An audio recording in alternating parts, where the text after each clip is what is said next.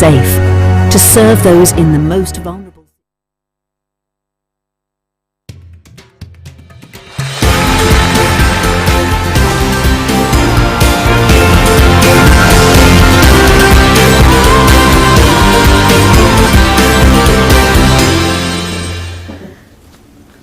Welcome. It is 7:30 in the evening in India and we are back again with a spotlight on G20. Our lens today is on digital economy under the ambit of G20. Before we come to India's priorities as G20 chair in the realm of digital technology, I have a question for you.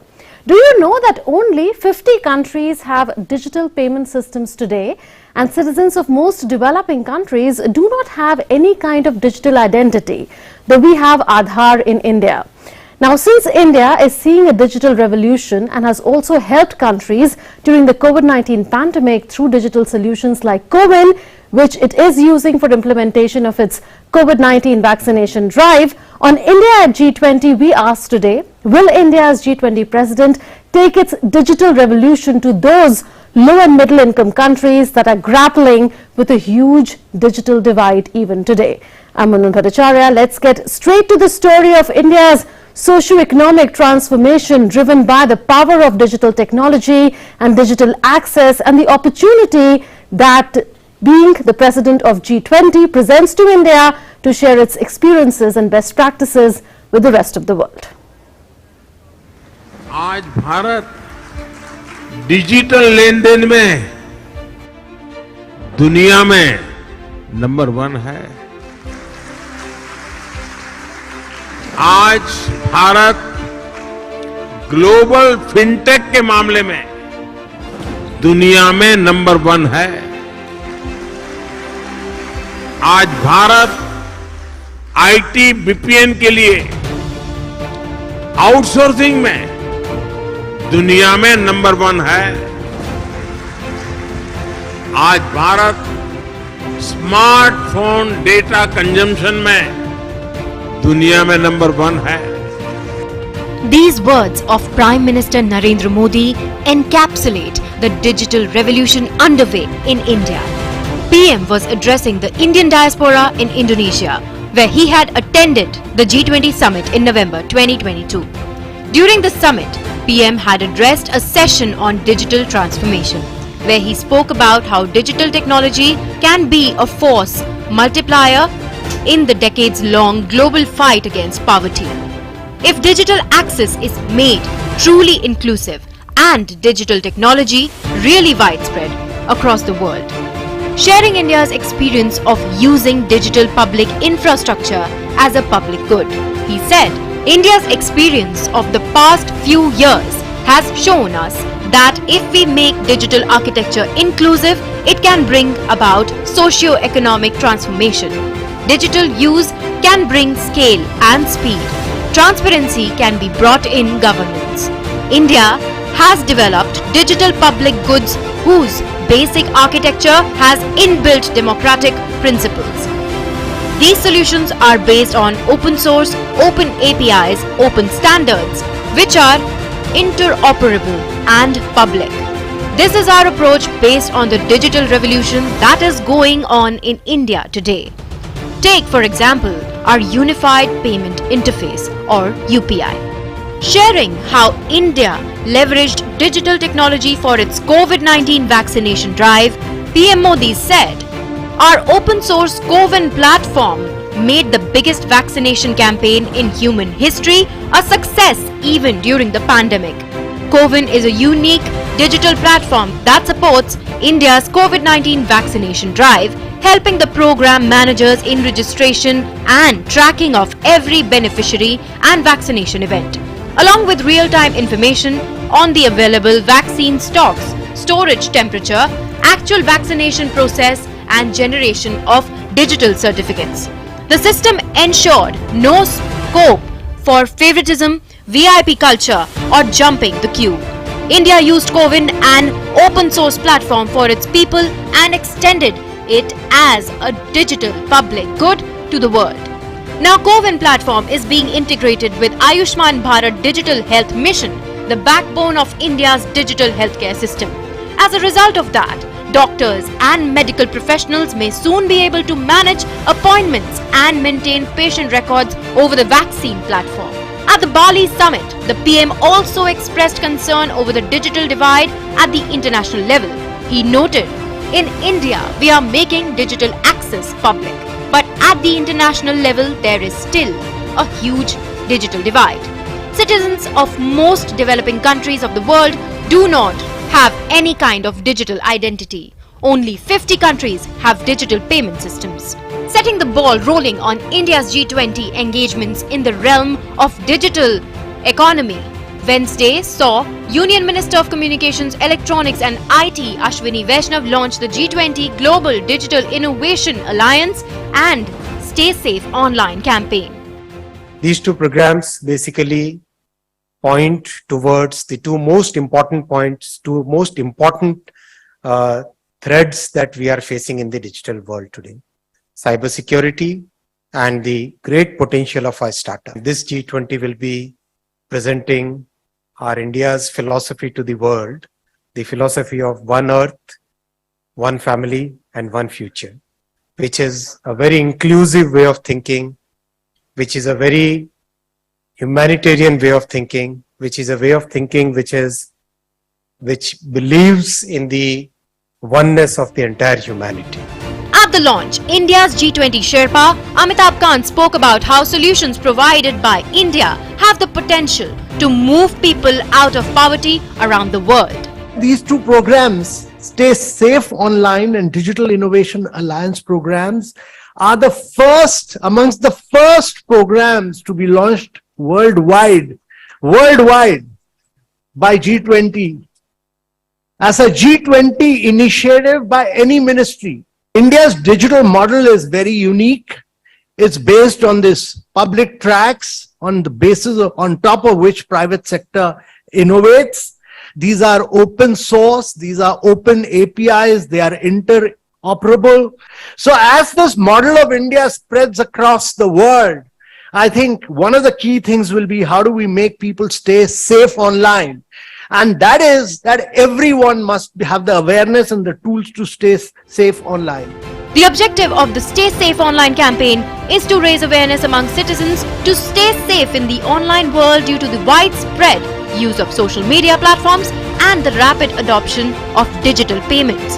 Whereas the G20 Digital Innovation Alliance aims to identify, recognize and enable the adoption of innovative and impactful digital technologies developed by startups from G20 nations as well as invited non-member nations, which can address the needs of humanity in critically important sectors of agri-tech, health tech, ed-tech, fintech, secure digital infrastructure and circular economy.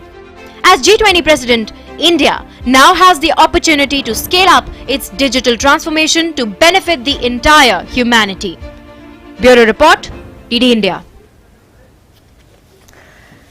And joining us for Perspective now is Abhishek Singh. He is CEO of Digital India Corporation. I welcome you, Mr. Singh, on the special broadcast India at G20.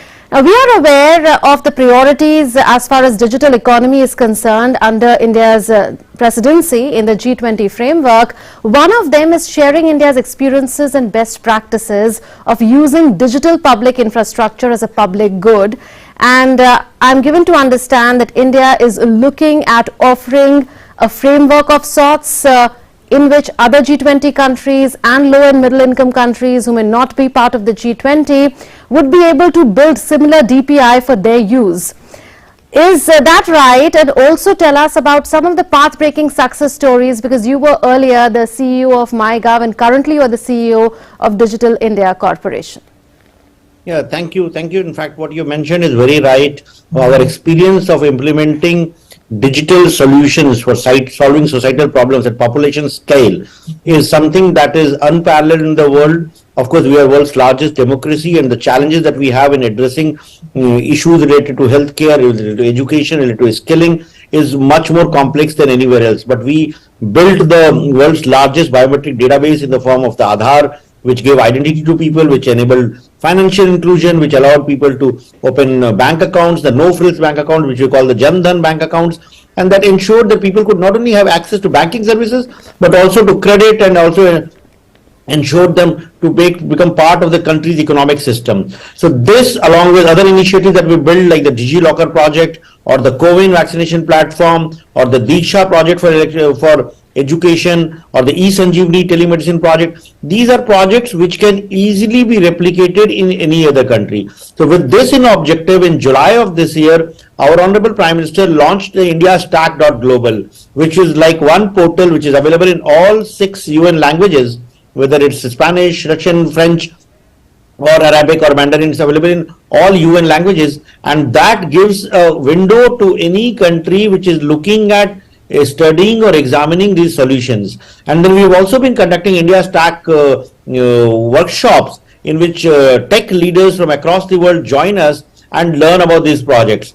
So given the G20's presidency, it's an opportune time for showcasing these solutions to the global community and ensuring that any country which is interested in replicating, say, a UPI or an Aadhaar kind system, or a eSanjeevani telemedicine solution, or a Diksha solution, can get in touch with the actual implementers of these projects, learn about them. Our Prime Minister has directed us to make all solutions open source and offer it as a digital public good to the global community at large. We already have a lot of interest from several countries from across the world. Our teams are in touch with them, and what we feel is that G20 will be a good opportunity in which we will exchange information. There are some projects which we will learn from other countries also, but largely the whole initiative about building a global public digital goods repository, we will be an active participant in that and contribute to this repository, which will help the entire humanity across the world, and low and medium income countries can benefit a lot from this. Right. Mr. Singh, taking off from where you left, share with us some of the experiences as far as sharing India's success stories with the world is concerned. You mentioned the CoWIN platform, for instance, and that was made an open source platform as well, like so many others.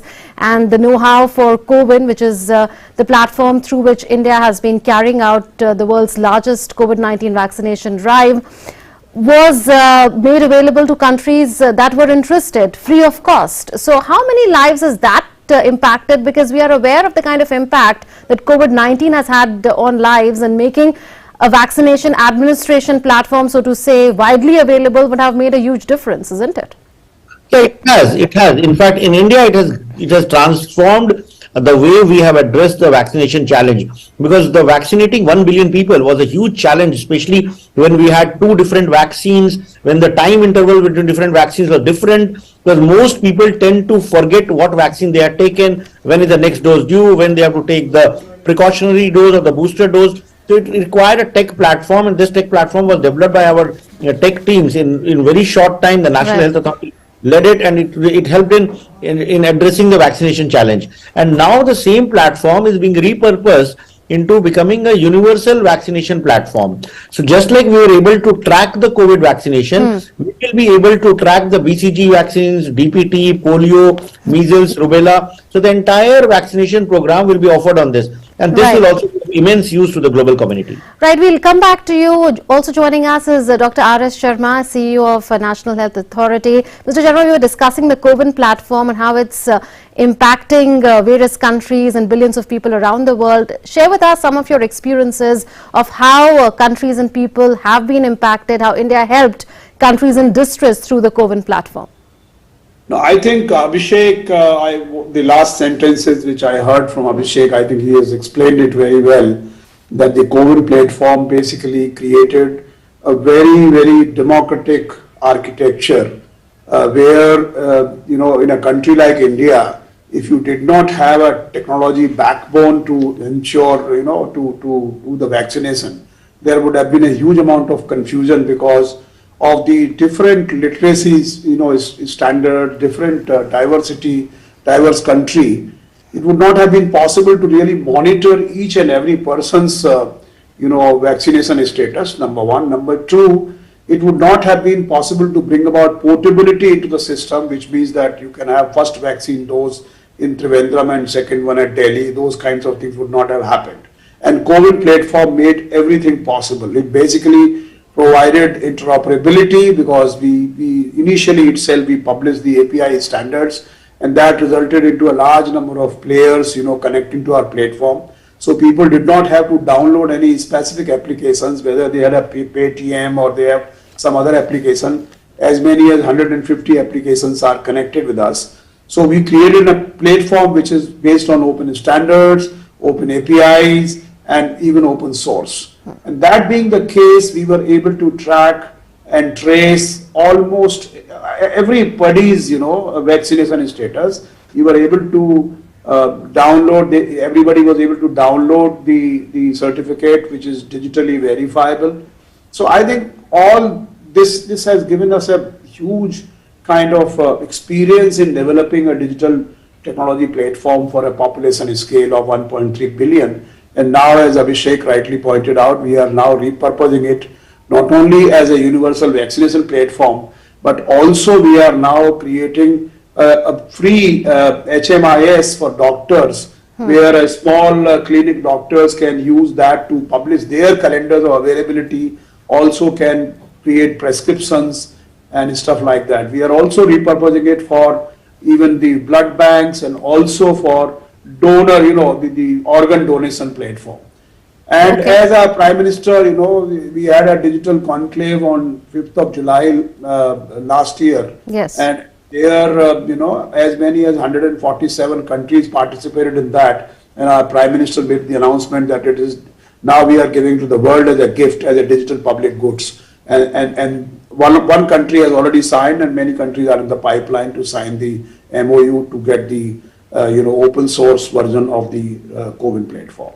Absolutely. So India is repurposing the digital innovations it had come up with during the COVID-19 vaccination drive. Particularly, you're telling us about how this is being integrating, CoWIN is being integrated with the Ayushman Bharat digital health mission. Mr. Singh, another priority other than sharing India's experiences of using DPI or digital public infrastructure for public good is also securing cyberspace. So I understand that there will be discussions on challenges in the security domain, digitally speaking, and also curating solutions for any future threats. We are aware of the kind of cyber attacks that have been happening. For instance, the AIIMS hospital was also a victim of a cyber attack. So tell us more about what to expect under India's presidency on that. Also, is the Stay Safe online campaign launched by MeitY yesterday a part of that? Yes, in fact, cybersecurity is one of the key pillars in our entire digital transformation strategy, and more so for the G20 conclave that we are happening. So the Digital Economy Working Group, which will focus primarily on digital technologies and how they impact humanity. There are three key verticals there, where of course the first one is digital public infrastructure, about we are just talking, and the second one is of course cyber security, and third is digital skilling and future of work. So cyber security remains a concern for not only India but the entire global community, because as we go online, as we do digital transactions, the risk that is there for attacks on critical infrastructure at the government level at one hand, and for the citizens on the other hand, that they can be prone to phishing, they can be prone to physical crimes, they can be prone to harassment, bullying, sexual crimes. All of these become a threat. So towards this objective, India has had a lot of experience. So we are one of those countries which is probably subjected to the most number of cyber attacks from our friendly neighborhood countries. So we have had our CERTIN and our cybersecurity coordinators, this entire office have got a lot of expertise in handling with that. We work very closely with the global countries which are also subject to such programs, and G20 will be an opportunity to exchange notes, to strategies, and what all can be done to ensure that we remain secure. The second campaign that we launched yesterday along with the Digital Innovation Alliance was on Stay Safe Online, because as we use more and more apps, more and more technologies, we do financial transactions, it's very, very important to ensure that every citizen, and not only of India, but the entire global community, knows the risks which are there, what to do, what not to do, what happens when you scan a QR code, whether money is debited from your account or money is credited, what are the risks with not having a secure password, how to handle OTPs. So these are things which will be shared across social media and across all platforms. And this Stay Safe Online will be a crowdsourcing mechanism also to get to know from like how various citizens in various countries, they are staying safe online. And when people start sharing this on the social media with the hashtag stay safe online, the best techniques of staying safe or preventing bullying or preventing stalking or preventing any child pornography or any kind of thing will be made available to the global community. And G20 will become a great platform to share the best practices in which we can secure our cyber infrastructure, as also ensure the citizens are made aware for staying safe online. Dr. Sharma, in 2019, as far as the G20 summit is concerned, India, South Africa and also Indonesia did not sign the Osaka Declaration on cross-border data transfers. There has been a lot of concern over the years worldwide on personal data protection, but now a personal data protection framework or law is in the pipeline. So do you think that India will be articulating its stand this time around during the summit? Absolutely, but I will not be kind of risking the, how the bill will become a law. I understand, yeah. Time. So therefore, I will not say much about that, but let me add that the current form of the personal data protection bill, which is there, I had an occasion to go through it, and I find it to be extremely well articulated bill, which basically strikes a balance between the privacy, safety, security, and also the responsibility of various players in the digital ecosystem. So I think it's a very balanced kind of articulation of our policies. Obviously, it will have to go through the parliamentary, process, and then it will become a law. But I'm very sure that the kind of experience which we have had in the digital technologies and technologies at a scale, at interoperable technologies, at the digital public goods, take for example the digital identity. Now, digital identity is extremely unique in the world, in the sense that it is not only kind of unique identity, it also provides the authentication services. And as you know, we have done about 71 billion authentications thus far in the last 8 or 9 years that Aadhaar has been in existence. And we have used it for multiple type of service deliveries. Similarly, in the UPI, we have had about 7 billion transactions last month. So I think, and again, now we are, using it for various other domains, which is basically the health or digital commerce. For example, we have the open network for digital commerce. We have the Ayushman Bharat Digital Mission, which again seeks to leverage these foundation building blocks and also build on top of that. So I think this is actually a very, very unique experience and an extremely unique way of doing things, extremely democratic, extremely open, and extremely based on open APIs. So it is essentially we create the framework and the rest of the ecosystem partners, they basically build solutions and also innovate around those things. And that model is actually extremely efficient model in the sense that it actually utilizes the scalability of the government system or framework and also the innovation and agility of the private sector. So this is something which I think we must share with the world, because I think there are large number of countries, as our Honorable Prime Minister was saying, that there are only 50 countries which have got the efficient payment system in the world. There are not many countries which have got digital identity like what we have got. So I think there is a lot which India can share with the world. And obviously my point is not that we know everything. Obviously there will be experiences of the other countries of the world which they will be able to share with us. So I think we have to learn, and therefore G20 will be an extremely useful platform for us to share our experience and knowledge, and also learn from others as to what is there which we can adopt and implement. Mr. Singh, the third priority is building a digitally skilled global workforce. Now, skilling as far as the digital realm is concerned is something which has to be in continuum. There has to be reskilling, there has to be upskilling periodically. So what will be India's action plan for G20 and for future? India is regarded as one of the major IT trained workforce suppliers in the world. Like most countries in the West and across the world depend on Indian companies on one hand, and number two, IT trained personnel from India who run their IT projects. So we have a huge kind of strength in this sector, and when it comes to the future of work, especially with technologies like artificial intelligence and all coming in, there will be a massive need to upskill and reskill the entire workforce. Well, many of the jobs that we know, as we know today, they might become redundant, but many more job opportunities will come in. So we do have some experience of implementing this. The Future Prime Skills platform that we runs programs and runs training sessions in all the emerging technologies, whether it's IoT, blockchain, artificial intelligence. So this experience of running that, plus flagging it as an important concern from the world and learning from other countries with regard to how they are tackling this, how they are addressing the issue of digital skilling, how we can ensure that the students and the youth in the tier 2, tier 3 cities can also benefit from the revolution that's coming in with data science and artificial intelligence. So this will be our focus area. There are many countries who have done very well in this field. So we will share what we have done. Plus, at the same time, we will learn from what other countries have done and how they are addressing the challenges of future of work, how they are addressing the challenges of skilling, reskilling, upskilling. Dr. Sharma, very quickly, how relevant do you think is the G20 Digital Innovation Alliance as far as bridging the global digital divide is concerned?